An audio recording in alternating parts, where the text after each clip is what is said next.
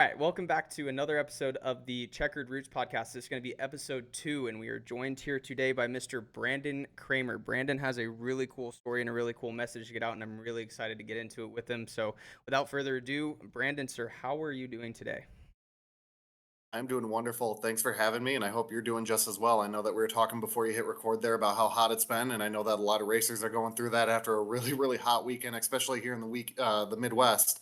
So hopefully you were able to stay cool. I know I was telling you we were doing our best. So, Oh like yeah, I dude. said, thanks for having me. Miserable heat this weekend here in the Midwest. We had X's around 106 yesterday. So, fans in the trailers, AC units. I felt bad for the guys actually in the cars strapping in there in the fire suits. And actually, our driver's helmet fan went out this weekend.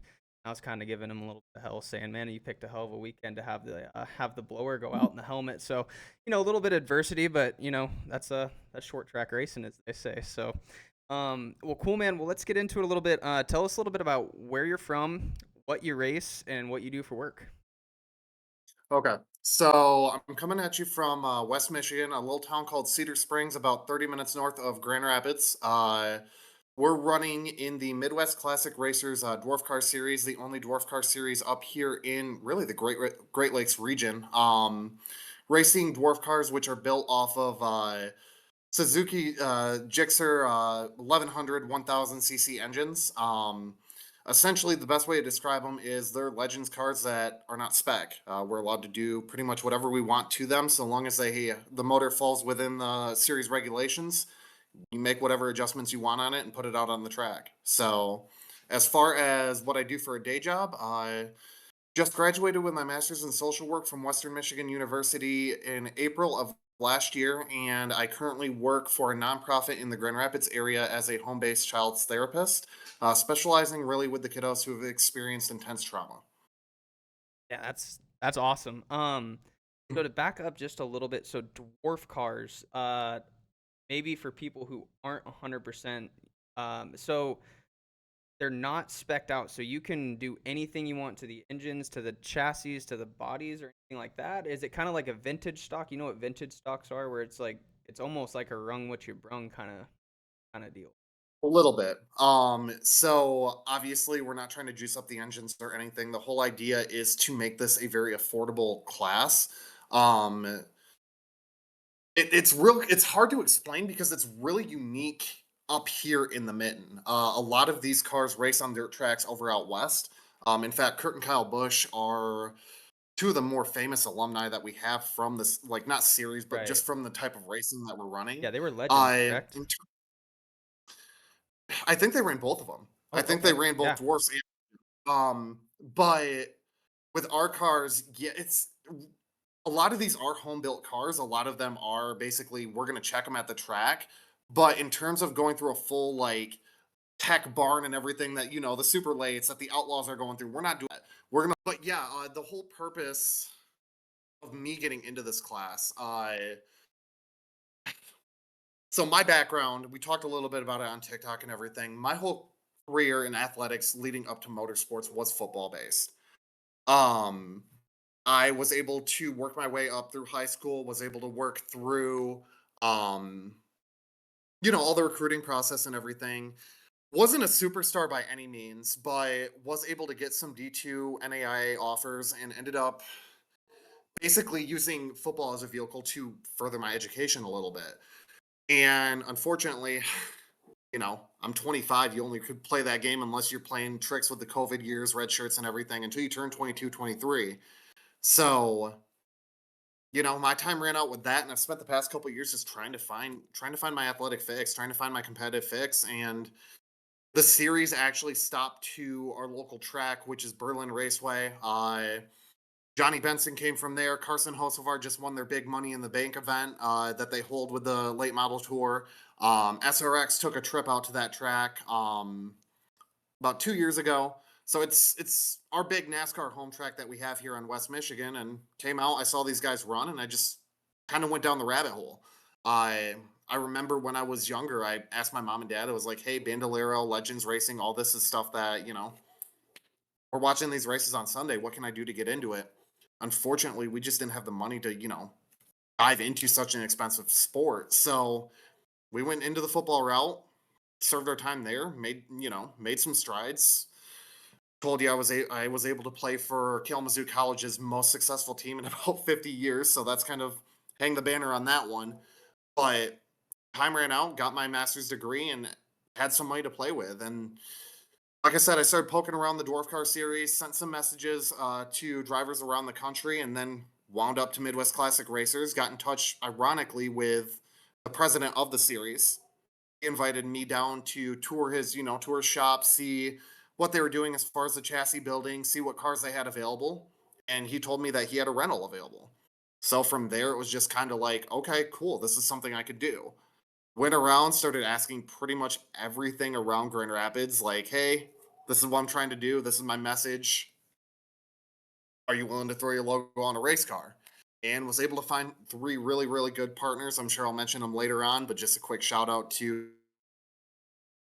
FA in Cedar Springs, Austin Hillier Realty, and Arbor Circle. Like I said, I'll have a sponsor shout out later in this, but those three stepped up, got me some funding, got the ball rolling, and April we were able to strap in. So That's awesome, man. I want to back up because you said something that I know that I definitely relate to, but I think that a lot of people will relate to. So I was a baseball player. That was I played in JUCO. I was transferring to a D2. I hurt my back my sophomore year, so I couldn't play ball anymore. So I had to hang them up, and I went into the workforce. But I think that a lot of people resonate with once your sport that you grew up doing. I mean, a lot of people grew up in racing, and I've received a lot of people saying, I've been doing this since I was 4. I've been doing this since I was 6 or 8 or 12 or something like that. Well, baseball was always for me.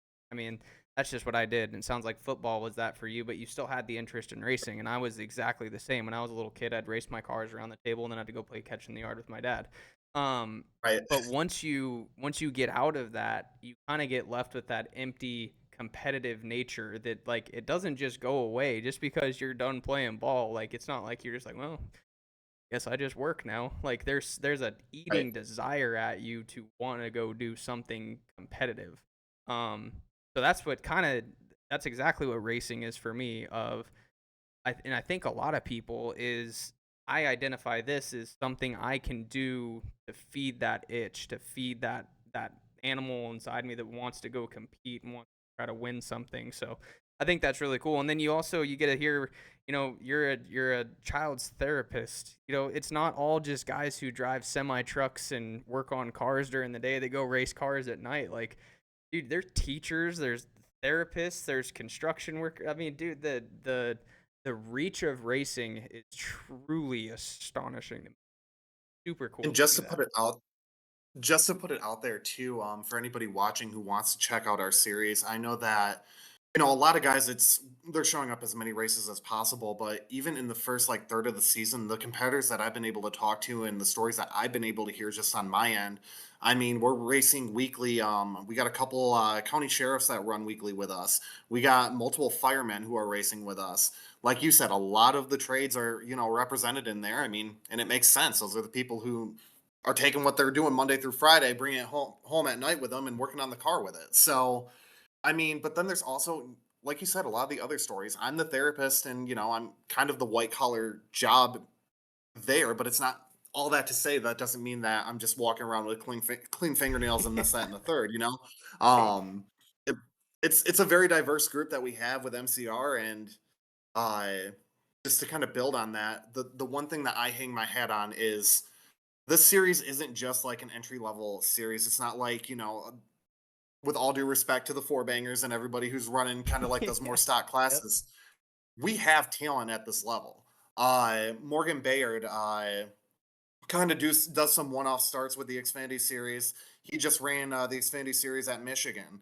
Matt Kemp is man, he's a king in our series right now, and he's making spot starts for I believe it's Andy Hillenberg's fast track racing over in the ARCA series, running depending on the car that they give him, the 910 or the 11 car. So the level of talent that we have coming through the doors with MCR is absolutely phenomenal. But it's also, when I'm strapping in and I'm seeing these guys run side by side with me, it's just like sitting there wide eyed, just like, okay, this is it. I'm jumping right into the deep end with this.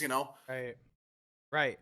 No, absolutely. I kind of want to. I'll I'll kind of follow you down that rabbit hole a little bit. So you're a part of a team, and I know you said you were the shops and you kind of did that, but what kind of advice or how would you tell someone like me who's not involved in racing? My family's ever been involved in racing. What would you tell someone? You know what? I like what Brandon has to say, and I kind of want to do something like that. What direction would you hear somebody to say, hey, take this path, and that gives you a better shot? Try to bump elbows with these types of people. Hey, go on the shop floor. Whatever worked for you. What kind of worked? So for me, it was honestly a happy accident. Like, it was a lot of, like, circumstantial, like, this happened and this happened and everything kind of fell fast. But the advice that I've gotten, really, if you can jump on a sim rig, jump on a sim rig. That's something that, unfortunately, we were kind of joking before you hit record about, how internet isn't the greatest over in my area. But, any seat time you can get is huge.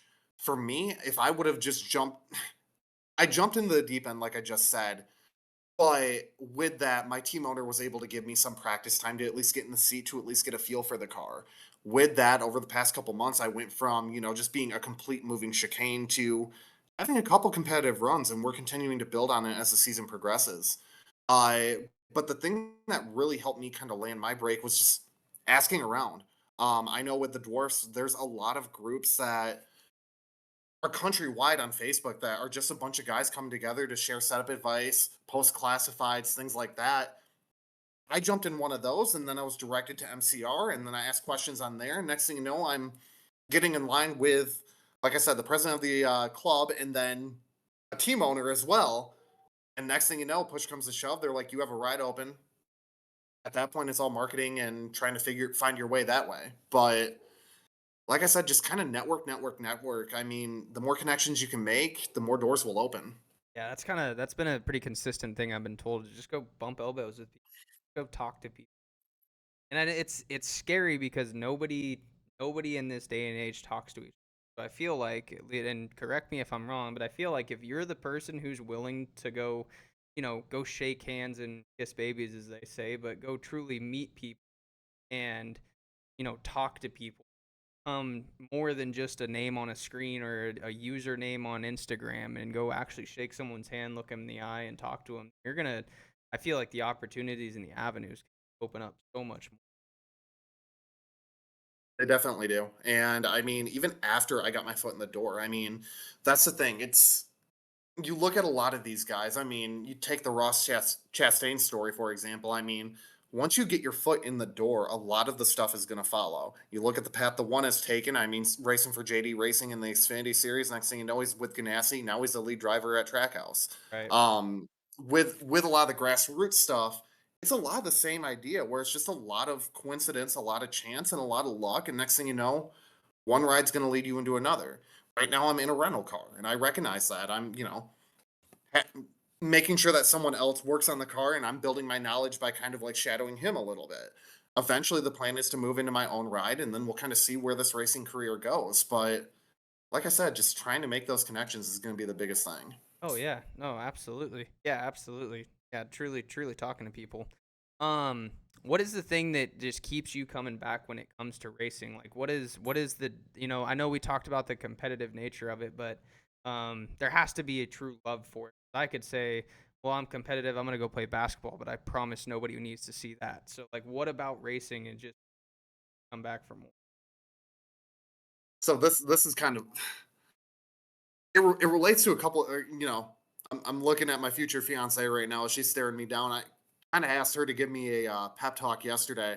The big thing that keeps me coming back is that competitive aspect of it, but that combined with an adrenaline rush that, man, I haven't felt ever. I mean, I think about it like, I have a running joke with a lot of people who talk about my football career. Me and Aiden Hutchinson, DN for the Detroit Lions right now, graduated same class, and we were going to a lot of the same recruiting camps, going through high school and trying to find our way into college ball. I played tight end, he played DN. Lining up with him, started racing, and I didn't know what was going to happen until the ball was snapped. And I played D3, he played D1. Obviously, Right. he put me in the ground. But with that being said, it's kind of like that same adrenaline rush as you're sitting and staging, you're waiting for them to give you the go ahead on the receiver and send you out on the racetrack. I mean, it's it's it's wild. It's hard to explain. I'm still trying to wrap my head around it 7 races in. It's like the competitive aspect of the stick and ball sports with that added thrill of being on a roller coaster through it all, you know? Oh, absolutely. What I really want to get into your one more lap that you were telling me about. I think that's a super cool thing that I want to spend some time on. I know that you do too. So I'll give you the floor on that. Tell me and everybody listening what it is, like what it's about and how all that stuff works. So, starts from the top with my main sponsor. Like I said, is a nonprofit who works around the Grand Rapids area, providing a lot of resources for trying to use the proper language here.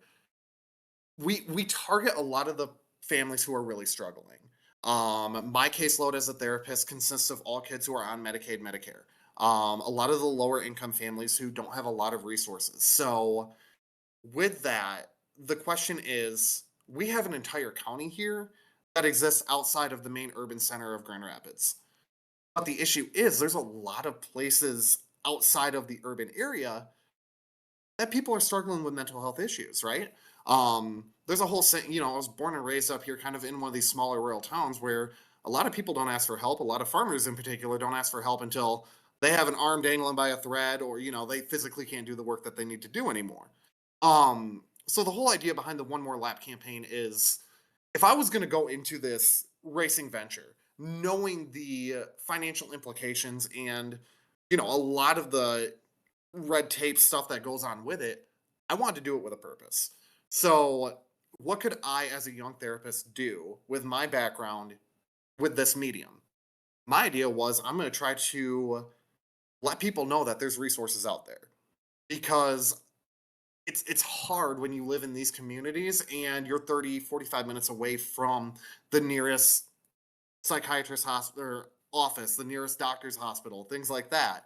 So the One More Lap campaign is basically with us being a traveling series in MCR, we have the opportunity to go to a lot of these tracks around the state. Michigan being a peninsula, we're literally going coast to coast. We had races in Detroit. We have races up in the top part of the mitten. We're going literally all around the hand here.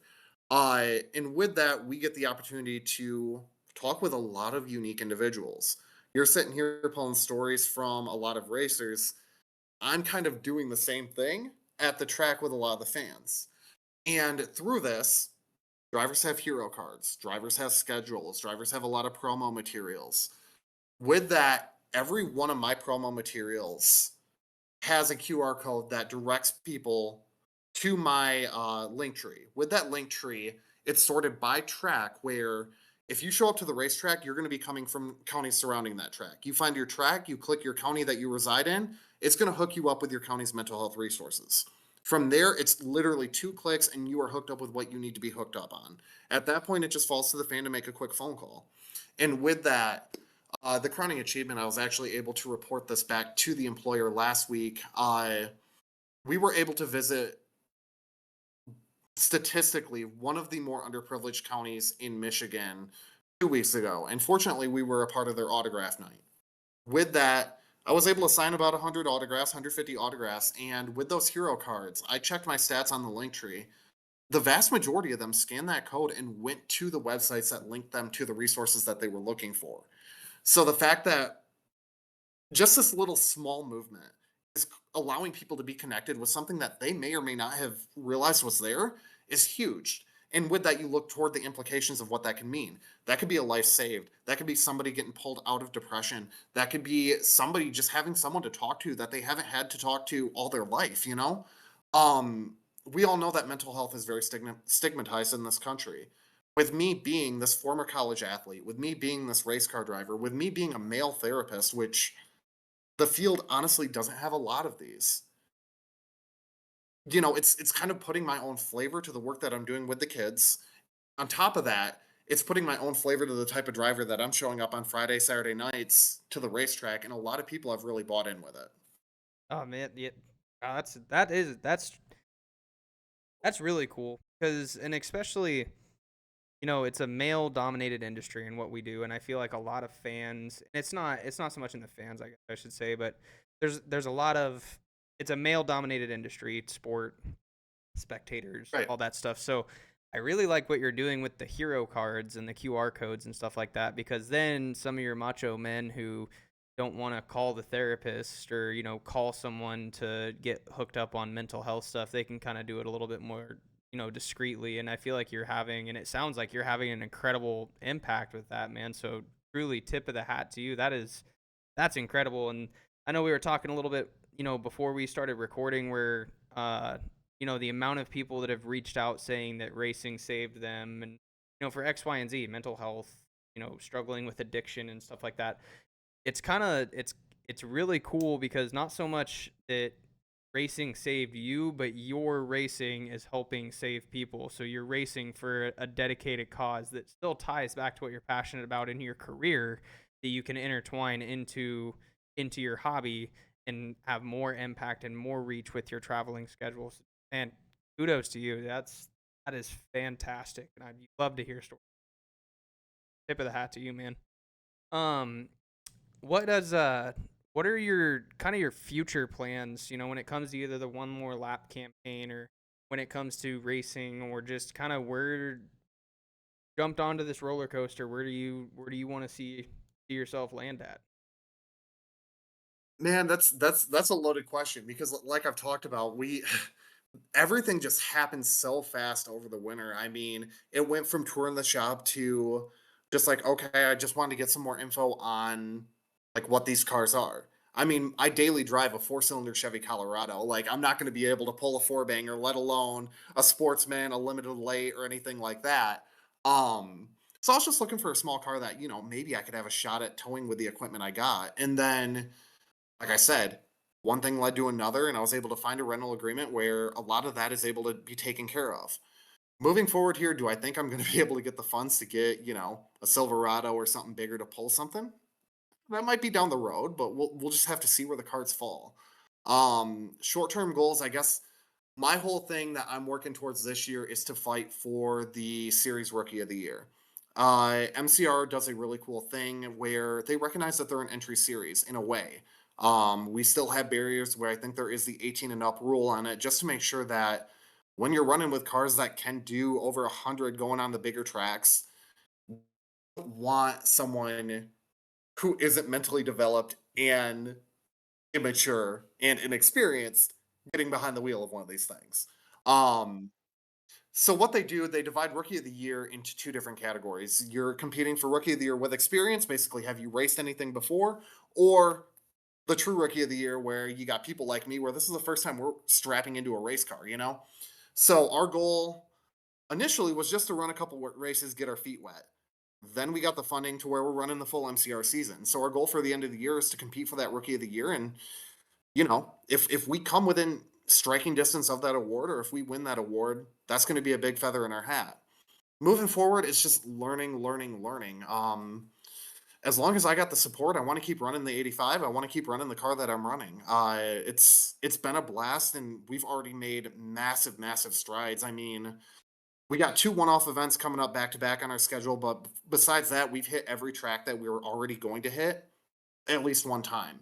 And every time that I'm showing up to one of those tracks, I mean, I hit the track trying to get a feel for everything. The times are abysmal. I'm not gonna put it lightly. I'm not gonna sugarcoat it. But by the feature and everything, we're shaving off 2.5 seconds. And Wow.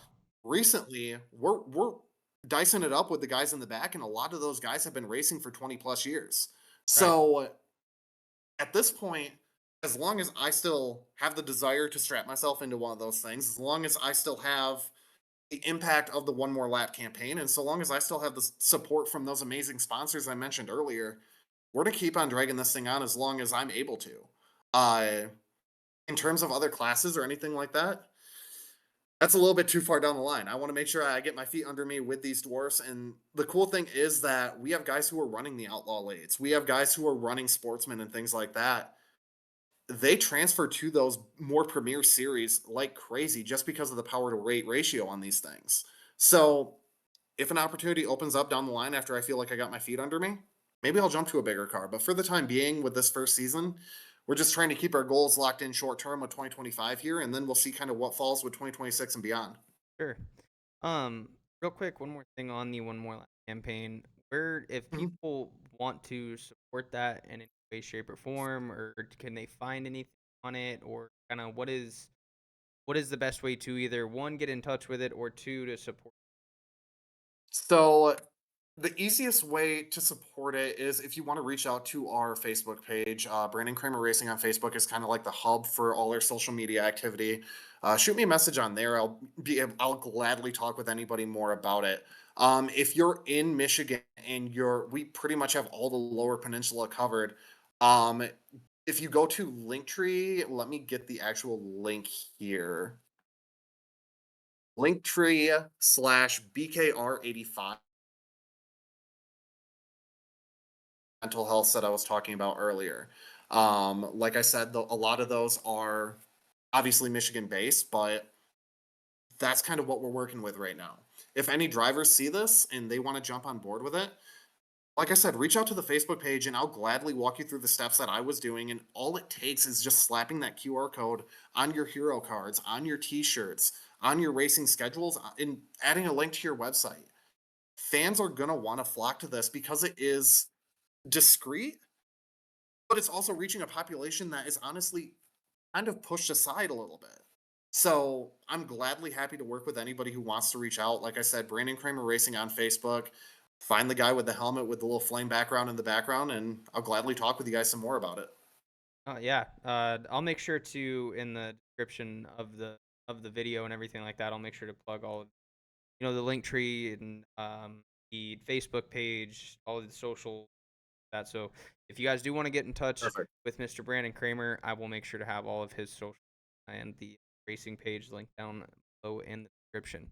Um, what is I know you haven't been at the track long, and maybe this comes from something you've been a spectator, a part of, but it's kind of a fun little question for me because I've already heard some crazy things. But what's the craziest thing you've ever seen? There is some out there things that Man, this actually happened last week and it kind of threw me for a loop. The thing is with our schedule, we're racing on pretty much anything that's paved and a half mile or smaller. But with that, with our types of cars, you give us a bigger track. I mean, even some of the 3/8 miles that are banked, we're flying in there and we're barely lifting type thing. So the craziest thing definitely came last week when we were racing at Russell's M40 Speedway over in Jones, Michigan. One of our, one of our competitors, I'm going to give him a shout out here because he's kind of gotten a little fame and notoriety because of this. Parker Tatro. He went out for his heat race. I was racing in the slow heat. We always do slow heat, fast heat. So he went out after me. I was doing pictures for sponsors, things like that. And next thing you know, all we hear are tires screeching. Unfortunately, racing cars as light as what we're racing, and with them being open wheel, I mean, you guys see it in IndyCar, you guys see it in any open wheel series. I mean, you get two tires touching, one car is going to catch some air. And unfortunately, my friend there caught some air, slid around pretty much turn one and turn two on his side, and he walked away. Which that's thank a God for credit that. to HML Chassis, who is our main chassis supplier for building those things as safe as they can be. But just seeing how quickly something can go from cars side by side looking like we're in control to truly seeing the true scope of what a tiny variable can be. It was wild. And being able to see him walk out of that, kind of raise his hand to the crowd and, give his standing O was only half the story. This is kind of a shout out to MCR and everybody there. The thing is, that 23 car that he flipped, I'm sure you can go back, find the video. I'll send it to you after this as well to include it in post here. But after he flipped that car, they brought it back to his pits. Everybody's looking at it. Car went upside down. Engines aren't supposed to go upside down. That's not good for him. That wasn't the end of his night. We were fortunate to where M40 had a lot of other classes that were there with us that night. And we had some time between our heats and our feature. When I tell you that everybody who was strapping into a dwarf car that night was surrounding his car at one point between the heat and the feature, we all came together and we were all doing whatever we could to make sure that driver and car were able to get rolled out. It was a lot of work. He ended up only only cracked his exhaust out after all that with a lot of the, bent bent steering and all that he was working on. But we were able to put that together to where his car got out there and he was able to finish the feature. And he didn't even finish last at the end of the day. Just his experience in a beat up car was better than my inexperience in the rocket ship that I'm given. Um, but the fact that he was able to go end over, have a club like MCR come together, put that car back together, and then come back out, finish that race, and then yesterday put in a top 5, top 10 performance with the same vehicle, that's mind blowing to me. And then again, that also Right. just goes to show the community that we have with MCR and the community that racing in general will bring you, you know? So, Yeah, that's I know I said it, and I all the viewers who watch these, you're gonna get sick of me saying it, but it's truly it's incredible the open arms that the racing community is. When I came into it, I thought it was gonna be like hush hush. You don't come to my trailer because I ain't showing you what I'm doing. I don't want you to beat me. But oh my God, could I have not like that trend? It's the holy freaking airball because right. it is like the camaraderie of it, like the brotherhood of. You would think that everybody at the local track is literally racing for the same team, and they're not racing for money. It's just for fun. Like the B mod team that I've been helping out, like we'll give parts if they need a part, or we help somebody with a fuel pump, and then that car ends up beating us. Like it's crazy. Like it's Right. competition, but it's almost like the Thanksgiving football game. Like we're family before. Now I'm gonna go kick the Mhm. shit out of you in this race, but then we're family after. But if something messed up, like I'm gonna come over and say I'm sorry, and we're gonna be friends about it after. Like, and you're gonna. I said it in episode 1, but you're gonna have bad eggs. I mean, every industry, every sport, everything you do in life has bad eggs. So you're gonna get those, but the overarching majority of the motorsports community as a whole is so close knit, and it's such a small world when you really get down to the nitty gritty of it. That's probably one of my favorite things I've And found it's about this. It's so cool. and I can't preach it enough, and I promise you MCR is not giving me any money to say this. I mean, if I was going to start with any club, Midwest Classic Racers, honestly, here in Michigan, is the club to join. I've had, I talked about Matt Kemp and his ARCA experience and everything. I mean, he went from racing at Talladega to racing with us at Berlin to jumping into an ARCA car and racing at Berlin and getting a top 5 or top 10, sorry. But on top of that, Matt was one of the people who was helping me try to figure out all the marketing and how to reach out to sponsors and things like that because I'm a therapist by trade. I'm a therapist who doesn't have a business minor or anything like that. That's not my forte. But having these other racers come in and basically from the jump, hey, this is how you need to reach out to companies. This is what you need to do to the car, things like that. I had somebody who started next to me in the heat yesterday come up and give me a pep talk on basically what line I need to be running and where I was losing time That's before he awesome. rolled off to race Yeah, against me. right. That's awesome, And dude. like I said, I mean, it is the community that is there with racing is just so heartwarming. For the most part, like you said, it's so accepting in the fact that we're able to race side by side, basically put our lives on the line for this, come out and basically shake hands, party it up afterwards, roll again next week. It's phenomenal. I couldn't ask for anything better. Yeah, you couldn't. Um, well, dude, I'll open up the floor to you if there's anything you wanna talk about. If there's anything, sponsors you wanna talk about, or if there's anything else with the one more lap, or anything else that I got through my list of kind of questions here. Anything else you want to talk about? The floor is truly can go wherever that takes. I mean, just basically season update here. And I mean, this can go into, I know that this podcast is more geared toward a lot of the entry level racers. Um, the biggest thing that I would want to give advice wise to people who are in my shoes who weren't fortunate enough to start racing with the mini wedges, with the bandoleros, with the mini or legends, forgive me, back when they were 12, 13. If you're jumping into this, kind of go into it with the mindset of you're racing yourself. I brought up the fact that, we're shaving 2.5 seconds off between first lap and best lap at a lot of these tracks that we're going to. But that is also with me coming in with no sim experience. I mean, you want to talk about the sim experience that I have? I got a PS2 right over there with NASCAR Thunder 04. That's my sim experience, if you want to call it that. So going in, we knew that it was going to be struggle bus a little bit. And we recognize, I mean, you pull up any in-car from the MCR season this year, you're gonna see the white 85 with Arbor Circle on the back, kind of get past a couple times, and we're fine with that. Um, the biggest thing that has been able to get us through this year is finding those mini wins. When I just did it literally before you messaged me earlier today. When I'm doing the race recaps on Sunday, a lot of it is, yeah, I'm starting in the back because of the MCR rulebook and how I'm inexperienced. Yeah, we're probably going to finish 14th, 13th, 12th, depending on the type of car we had. But the experience that I'm gaining from those runs is huge. Um, I look back, we were at Whittemore a few weeks ago, had two cars tangle. One car ended up on the other one's tire, and they just kept on drifting up the track. Whittemore is a track that only has a wall in the front stretch. So I'm sitting there, and in that moment, the experience that I gained was, do I swerve low? Nope, there's a car below me. Do I swerve high? Oh crap, there's no wall and there's just a field off to my right there. Um, just the wreck avoidance and everything like that is stuff that you got to pat yourself on the back for. One of our crowning moments is, we got two top tens.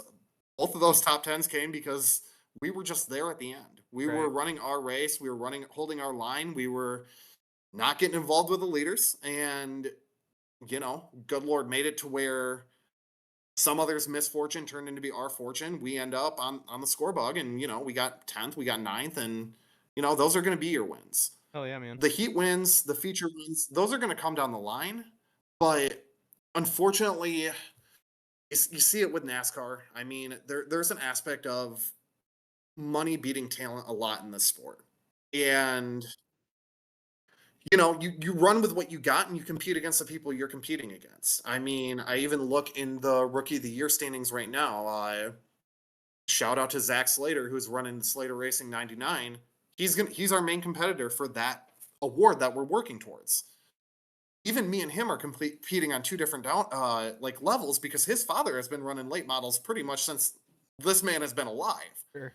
So long story short, just if you're breaking into this and you're a complete newbie like myself, giving yourself the grace and basically understanding that you're racing with yourself until yourself puts you side by side with somebody else. Um, when we made our first pass, like we came out of the car like we won the Daytona 500 because it went from we're not just a moving chicane holding our line as the leaders are zipping around us and race control saying 85 liters coming high to, oh crap, 85 is actually making some moves out there. So that's big advice number one: race against yourself until you get to a point where you could race against others. The other one is don't beat yourself up too much. Um, what I'm learning real quick, and this is kind of a plug for the one more lap. Racing is even more so mental than any sport that I've ever raced in 100%. before. Um, two examples really. I referenced Parker's wreck last week. Climbing back into that car after that happening and seeing what happened to him, it's a little unnerving. I mean, nobody wants to go end over, and it's there's a level of risk with every sport. You talk about baseball, I've seen some gruesome leg injuries just from sliding into second or home. Oh yeah. Football, you look at the CTE, you look at a lot of the injuries that happen from there. Racing, we have the safety equipment, but there's always that opportunity, and we all recognize that there's always that opportunity that something's going to happen. Working past that and being in a good spot mentally has been the one thing that I'm continuing to work on myself, and I have 2 degrees in this. Um, where I'm going with that is, like I said, I look at last week having to basically lock back in for our feature and understanding that I'm in control of this car and I'm going to be in a good headspace to where I'm going to, give it my best for the sponsors and for myself. But then again, we talked about the heat to open this up. It was 100 degrees heat index last night when we were running our race. Being able to put myself in a good headspace mentally was the difference between me being able to put down 17-second lap times and me being able to put down 18.5-second lap times and just kind of phoning it in. Right. So when you enter the sport, just kind of to close here, understanding that it's every bit as mental as it is physical, and it's more than just jumping behind the wheel and steering, you know? So, main advice, race yourself until you race against other people. And the biggest part of racing yourself is making sure that you're good up here, because if you're not good up here, you're not going to be able to hit the points that you're trying to hit. Yeah, absolutely. No, absolutely. Well, cool, Brandon. Why don't you give us one more time? You skipped your internet skipped on one of your sponsors when you were talking about them. So why don't you give us one more good sponsor shout out? Any closing remarks you might have, and we'll get this thing wrapped up. Perfect.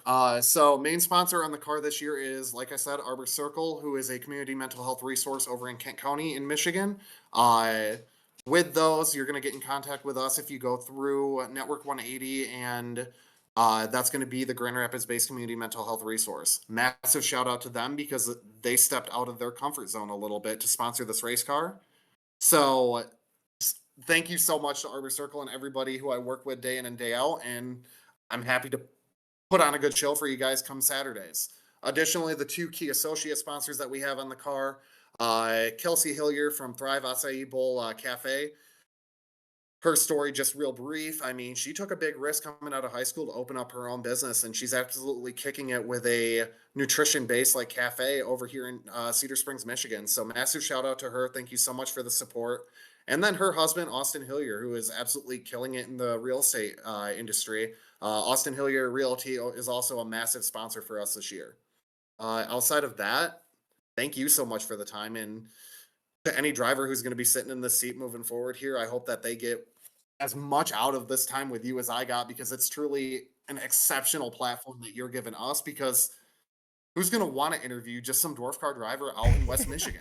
Thank you so much for giving us the spotlight, because I promise you, you're going to hear a lot more stories coming in on this side of the screen moving forward as you go along with this project. Yeah, dude, I'm really looking forward to it. And the 2 episodes that I've done to this point, I mean, it's this is so much fun and just yeah, dude. I mean, the stories that I'm gonna get out of it, that I've already gotten out of it, the different perspectives you can get from. I mean, I was saying it in the closing remarks of the last video, but I'll touch on it again. I mean, I have drag racers, I have motocross racers, motorcycle like MotoGP racers, there's dirt car racers, asphalt racers, Xfinity drivers, ARCA drivers.